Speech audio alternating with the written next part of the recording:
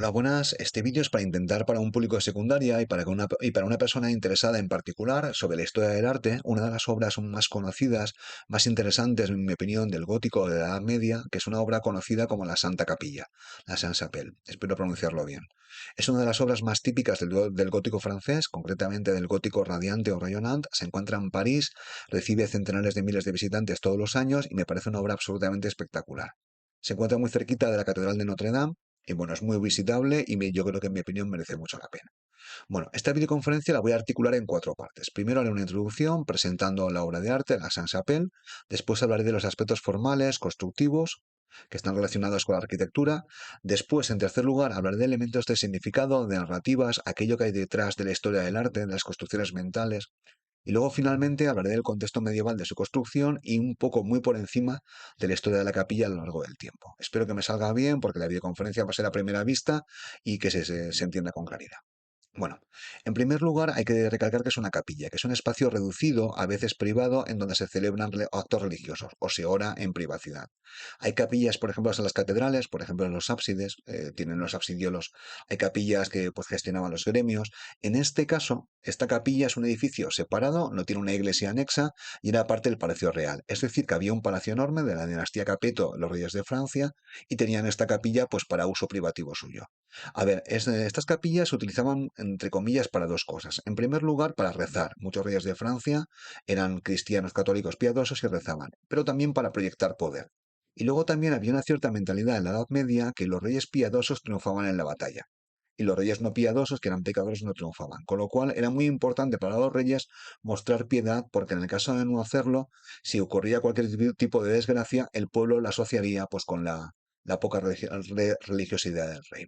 Bueno, en cuanto a los materiales, es piedra de sillería, típico, muy sólido, y vidriera, que es mucho más frágil, y luego los autores. Como es típico en las obras del arte gótico, conocemos bastante poco de ellos, pero bueno, hay algunos nombres. En Wikipedia parece que el autor es Pierre de Montreuil, aunque hay discusiones. Hay gente que habla, espero pronunciarlo bien, de Robert de Luzarches o Thomas de Cormont. Robert de Luzarches estuvo implicado en la construcción de Notre Dame de Amiens, que es una catedral gótica impresionante que se construyó más o menos por la misma época y era un arquitecto bastante bueno. Bueno, la conservación es bastante buena, ahora lo veremos, aunque hay que recalcar que fue restaurada en el siglo XIX. Algunas restauraciones, bueno, restaurada a petición de autores como Víctor Hugo, el novelista del Jorobado de Notre Dame, el cual y muchos otros reivindicaban por la Santa Capilla como parte del patrimonio. Estas restauraciones a veces son bastante invasivas, son bastante creativas y destrozan un poco el espíritu histórico de la obra. En este caso, por lo que yo sé, los arquitectos que lo restauraron, creo que estuvo implicado Viollet-le-Duc y otros, pues mantuvieron un poco el estilo del siglo XIII, lo cual es de agradecer. Y luego, finalmente, yo diría que es un ejemplo magnífico del gótico radiante o rayonant, que tiene lugar en el siglo XIII. Bueno, a partir de ahora voy a intentar describir los elementos arquitectónicos, los aspectos formales. Aquí se puede ver una imagen típica, la gente que todo el mundo cuando entra en la capilla pues se admira porque es absolutamente espectacular. La capilla, la parte superior, es solamente de una nave y la planta es una planta basilical pura. Se puede ver aquí, solamente es una nave, un espacio muy diáfano, se puede caminar tranquilamente. Por lo que me acuerdo había unos banquitos también para sentarse, es una nave y luego tiene una disposición longitudinal, es decir, es más larga que ancha. Luego aquí en el fondo se puede ver el ábside, que tiene una forma semicircular, y luego pues el resto de la nave, el cuerpo, pues tiene una planta rectangular. La planta es basilical pura. Tiene dos niveles, esta es la capilla superior real, la que estoy marcando aquí, y luego debajo hay una capilla inferior que, por lo que yo sé, la gente común podía visitar. El espacio superior estaba reservado para el rey. Aunque bueno, como tiene tantos años, supongo que en cada época pues, se utilizaría de diferentes formas. La nave central, la que vemos aquí, es bastante alta, son 20 metros de ancho, la tendencia a la verticalidad del gótico, y las ventanas, los vitrales son enormes. Son 15 metros de alto por casi 5 metros de ancho. Son espectaculares, se encuentran bastante bien conservados, aunque obviamente han sufrido mucho a lo largo de la historia. Y bueno, luego como elementos sustentantes los podemos ver aquí. Apenas se aprecian porque el muro es diáfano por la vidriera, pero esto que está aquí son los pilares. Son pilares fasciculados, típicamente típicos del gótico, que tienen aquí unos baquetones, una especie de columnillas adosadas que ascienden hasta la parte superior. Claro, la verticalidad es lo que sigue primando. Una persona que llega aquí, pues casi la vista se le va a los baquetones que ascienden hasta la bóveda. La bóveda que estoy marcando aquí está dispuesta por tramos, es una bóveda de crucería con un perfil ojival típicamente del gótico. La bóveda de crucería es apuntada. Se puede ver que es de una bóveda de crucería cuatripartita, porque tiene cuatro partes. La marco. Una, 2, 3 y 4. Esto que está aquí se conoce de forma genérica como nervios y esto que está aquí es la clave. La bóveda de crucería se puede ver claramente que está pintada de azul, simulando el cielo y obviamente hay estrellas. Bueno, y luego después de este espacio central, de esta nave única, pues hay que destacar sobre todo el muro diáfano, también se conoce por ahí como translúcido, está muy iluminado y crea un efecto espectacular a toda la gente que entra en la capilla. Este espacio que está aquí se conoce como baldaquino, una especie de templo dentro del templo, que es donde yo pienso, aunque está muy restaurado, que se guardarían las reliquias y luego después hay decoración vegetal, hay columnillas, hay tracerías que son típicas del gótico, pero que ya son más complejas de describir. Bueno, aquí hay algunas imágenes de época para que se pueda ver la capilla en su contexto. Este es el Palacio del Rey, este es el libro de las horas del Duque de Berry, y aquí se puede ver una imagen del Palacio Real. Aquí están los campesinos felices, la Baja Edad Media, y aquí se puede ver el Palacio Real en su conjunto, y dentro del Palacio Real se puede ver la Santa Capilla, construida en el siglo XIII. Esta es una imagen un poco antigua, pero se ve bien de la Santa Capilla con sus dos niveles. Aquí tenemos un pórtico con el nivel 1, la capilla inferior donde podía entrar todo el mundo, y aquí en la parte superior tiene también un pórtico con un segundo nivel donde está la capilla real superior que acabamos de ver la imagen. Aquí se puede ver un rosetón que no veíamos en la primera imagen, se puede ver que también tiene pues una aguja como elemento decorativo y luego una cubierta a dos aguas que es típico del gótico. Es un edificio espectacular y aquí, esta parte que estoy marcando aquí, son los contrafuertes, que permiten reforzar la estructura porque al final, si no, el muro sería extremadamente frágil. Aquí tenemos una visión lateral, esto es un libro de historia del arte que se puede ver bastante bien. Aquí se pueden ver los dos niveles del pórtico, ¿vale? Nivel 2 y nivel 1, la planta inferior. Y aquí se puede ver una imagen de una planta de la Santa Capilla.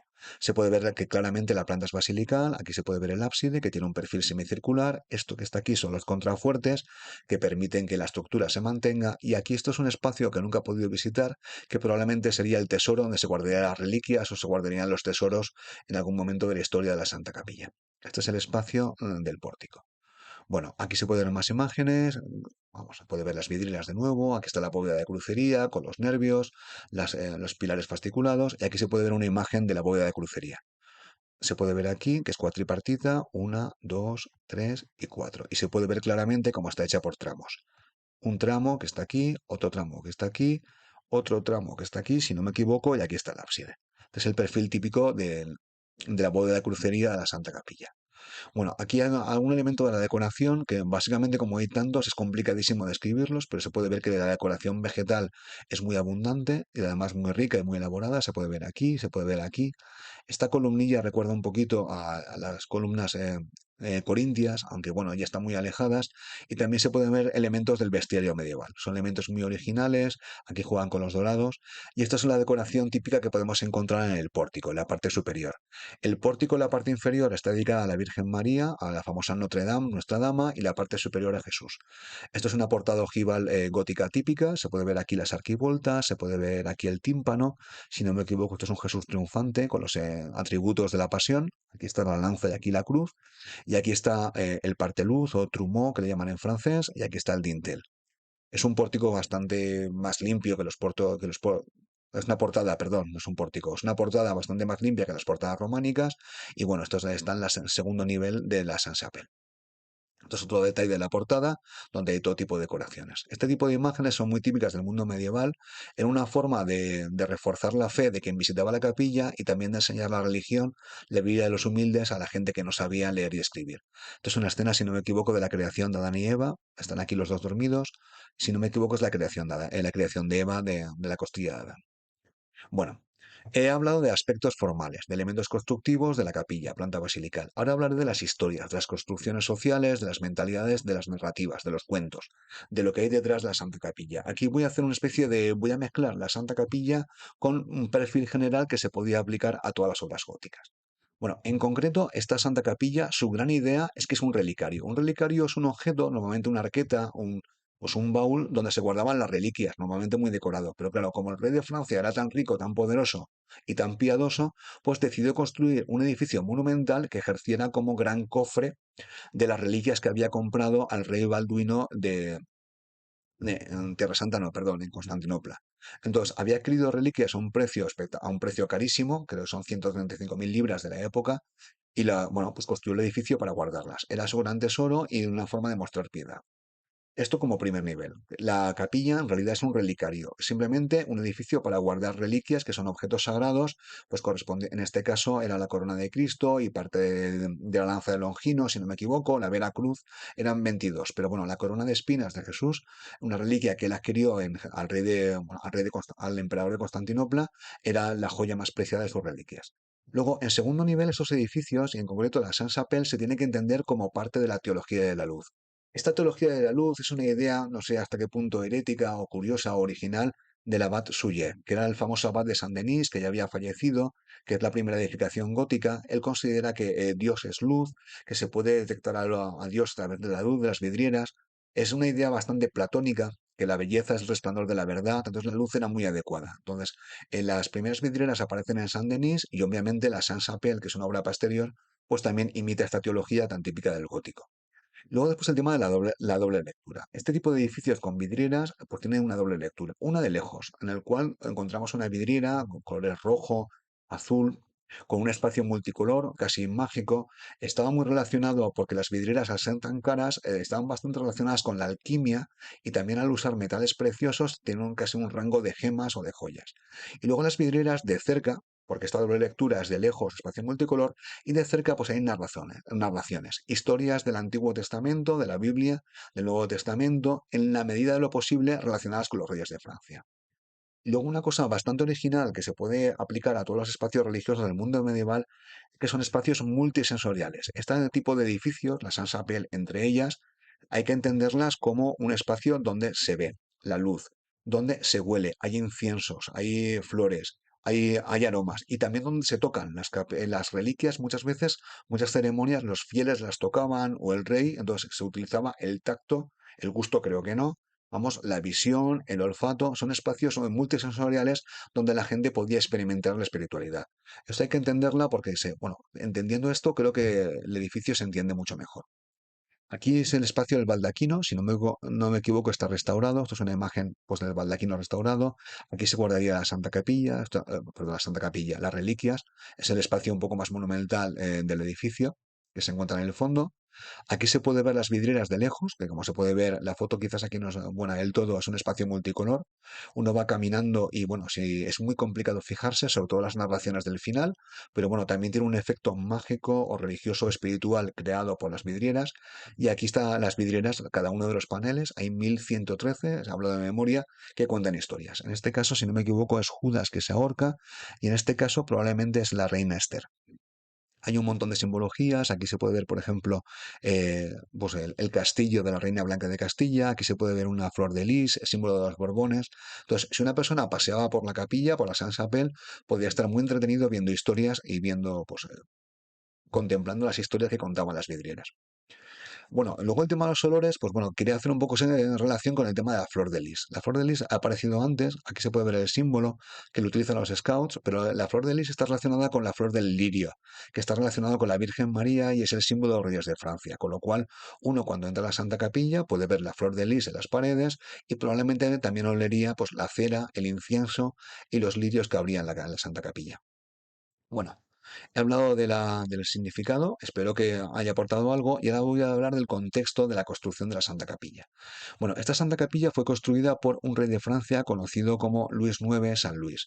Es un rey de la dinastía Capeto, es el hijo de Luis VIII, llegó al poder pues de forma muy temprana, así que como llegó al poder de forma muy temprana, creo que tenía 12 años, su madre Blanca de Castilla era obviamente de Castilla, pues ejercido de regente. Formaba parte del Palacio Real, como ya he comentado, y este rey, cuando creció, pues tomó fama de piadoso y parece ser que lo era. Era una persona muy piadosa, muy religiosa, y él obtuvo las reliquias en 1239 o 31, hablo de memoria, del rey del emperador latino de Constantinopla. En esta fecha, 1204, ahora veremos la imagen, los cruzados habían conquistado Constantinopla y habían adquirido todo tipo de reliquias. Estas reliquias eran muy conocidas en el mundo bizantino, pero también eran muy apreciadas en la Europa occidental. Fue una compra real, creo que pagó 135.000 libras, que se echó el cálculo en una página web, colocaban que eran 90 millones de euros en la actualidad, y bueno, con esas reliquias que había comprado tenía que alojarlas en algún sitio, y decidió hacerlo en una construcción, la Sainte-Chapelle, que fue creada como relicario para estas reliquias. La construcción fue muy rápida, en apenas 7 años. Eso demuestra que el rey no se le agotó el dinero. El rey Luis IX era el rey del país más rico de Europa, muy poderoso. La economía iba bastante bien. Habían conquistado los albigenses en el sur de Francia y habían adquirido nuevos territorios. Y bueno, era un edificio, una Sainte-Chapelle, parte del Palacio Real y además cerca de la Notre Dame de París, que estaba apenas a 200 metros. La catedral era un poco el dominio del obispo de París, que no siempre se llevaba bien con el rey, y la Sainte-Chapelle era parte del dominio real. Con lo cual, fijaos la política que había en este aspecto, él hizo que dependiera el clero, los curas de la Sainte-Chapelle, dependieran del Papa, no dependieran del obispo de París. Eso demuestra que en su momento pues, hubo bastante polémica y no quería que que un espacio como la Sainte-Chapelle dependiera del obispo, que no siempre se llevaban bien con ellos. Bueno, aquí tenemos una imagen de la Cuarta Cruzada. Aquí está Constantinopla, que era una ciudad importantísima. En estas épocas ya se encontraba en decadencia política o militar. Y en 1204 los cruzados toman Constantinopla. Consiguen todo tipo de reliquias y objetos. Por ejemplo, en Venecia los caballos de la Basílica de San Marcos son los antiguos caballos del circo de Constantinopla y también consiguieron todo tipo de reliquias que se vendieron a los reyes de Francia, de Castilla, de la corona de Aragón, etcétera, etcétera. Entonces, estas reliquias fueron adquiridas a un rey cruzado de Constantinopla, se ve que le hacía falta el dinero y el rey de Francia le pagó. Aquí se puede ver una imagen de la corona de espinas, que era la reliquia más conocida de la Sainte-Chapelle, que está siendo entregada al rey, que se le puede ver aquí. Se puede ver la flor de lis, símbolo de la realeza, y cómo la está recibiendo humildemente. Claro, las reliquias, que son objetos sagrados, ahora nos pueden parecer un poco chorradas, pero en el mundo medieval eran objetos importantísimos y daban muchísimo prestigio a la persona que las poseía. Aquí tenemos a San Luis, que en la capilla inferior hay una escultura bastante bonita, se puede ver que es una escultura de tipo gótico, y aquí se puede ver a San Luis con su madre. Aquí está el rey, San Luis, y aquí está Blanca de Castilla. Parece ser que la fe de San Luis le vino de su madre, Blanca también era una persona muy religiosa. Blanca hizo de regente, le defendió cuando era niño, y de hecho ella se puede considerar que es una que bueno, hacía de asesora, era su consejera más importante y una figura importantísima en el reino de Francia, básicamente hasta su muerte. Claro, cuando se construyó la Santa Capilla, el rey estaba empeñado en hacer la cruzada y básicamente pues la Blanca de Castilla se quedó como un poco regente del reino cuando su hijo marchó a la cruzada después de construir la Santa Capilla. Bueno, aquí se puede ver detalles en los cuales se detectan pues, la presencia o la influencia de la Reina Blanca. En algunos paneles, 120 de 1113, que bueno, es un 10%, está la historia de una reina de la Biblia, una reina judía llamada Esther. Esther aparece en la Biblia como protectora de los judíos y pues aparece Esther en muchos paneles de las vidrieras. Porque yo, Esther, es una reina judía muy conocida, muy piadosa, muy beata. Probablemente Blanca de Castilla se identificaba con ella. Es la reina que protege a los judíos, la reina blanca protege a su hijo. Aquí se puede ver otra imagen femenina. Esta quizás no tiene tanto que ver, que es la imagen de Judith, que está cortando la cabeza al general Holofernes. Y bueno, es otra imagen de mujer. También, obviamente, la imagen de la Virgen María, de la Dama, Notre Dame, se encuentran en la capilla, en este caso en la parte inferior. Entonces, yo, en mi humilde opinión, la Reina Blanca de Castilla es casi tan autora intelectual de la Sainte-Chapelle como el rey Luis IX, que es el famoso San Luis. Aquí se puede ver un detalle inferior y se puede ver pues un poco detalles de restos de la Reina Blanca de Castilla. Aquí, si os fijáis en las columnas, aquí se puede ver pues castillos, esto está de la Reina Blanca, y en otras columnas que se puede ver aquí son flores de lis, que es el Borbón, perdón, el Borbón no, el de la dinastía Capeta, dinastía Capeto, las flores de lis, era el símbolo de la monarquía francesa, ya que se puede ver el castillo de la Reina de Castilla. Bueno, ahora finalmente voy a acabar con un poco de capilla en el tiempo. Obviamente, la Sainte-Chapelle pues, fue un edificio espectacular, está dentro del Palacio Real, pero luego después los reyes de Francia se construyeron nuevos palacios, el Louvre uno de ellos y luego finalmente en Versalles, con lo cual quedó un poco abandonada. Sufrió además un par de incendios, si no me equivoco, y luego obviamente durante la Revolución Francesa pues sufrió todo tipo de ataques. Obviamente durante las revoluciones republicanas los reyes no caen especialmente bien, así que la capilla pues fue atacada, muchas vidrieras se destruyeron y luego después de la Revolución Francesa se convirtió en un almacén de harina, hablo de memoria, y luego, cuando se convirtió en Ministerio de Justicia, pues básicamente guardaba los documentos. Hubo mucha presión por parte de la gente de París, los fans del mundo medieval, entre ellos, pues el famoso novelista Victor Hugo, y al final, Viollet-le-Duc, el gran arquitecto francés del 19, y dos arquitectos, pues se encargaron de restaurarla. Lo hicieron de forma bastante correcta y se encargaron de que la capilla que vemos hoy en día, que está dentro del Ministerio de Justicia, se parezca bastante a la Santa Capilla del siglo XIII. Bueno, espero que se haya entendido y creo que con esto me acabo.